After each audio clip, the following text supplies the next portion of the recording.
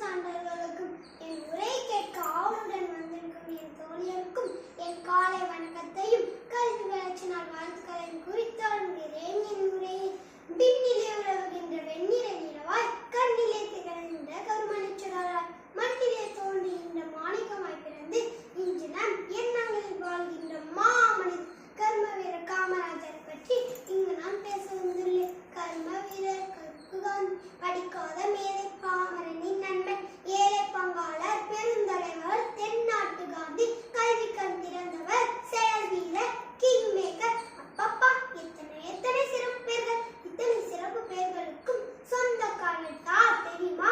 அவர்தான் விருதுநகர் தந்த விந்தை மனிதர் காமராஜர். இவர் 1903ஆம் ஆண்டு ஜூலை 15ஆம் நாள் குமாரசாமி நாடாருக்கும் சிவகாமி அம்மாளுக்கும் தாக்குதல்வனாய் வந்து பிறந்தார். சிறு வயதிலேயே தந்தை இழந்த காமராஜரின் படிப்பு 6ஆம் வகுப்பிலேயே நின்று போனது.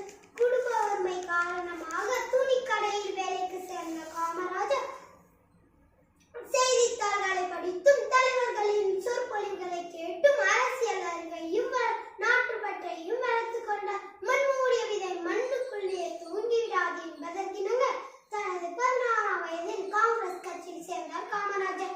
என் கடற்பணி செய்தி கிடப்பதே என்ற உயர்பலிக்கேற்ப கட்சி பணிகளை கருத்தாய் ஆட்சி வந்த காமராஜர் 1954ஆம் ஆண்டு தமிழ்நாட்டின் முதலமைச்சராக பொறுப்பேற்றுக் கொண்டார். 9 ஆண்டு கால அவருடைய ஆட்சியில் தமிழகம் தலை நிமிர்ந்து நின்றது. அவருடைய ஆட்சி காலத்தில் அவர் செய்த சாதனைகளும் புரட்சிகளும் ஏராளம். கற்கை நன்றே பிச்சை புகினும் கற்கை நன்றே என்ற ஔவையாரின் வாக்குப்படி முதலமைச்சராக பதவியேற்ற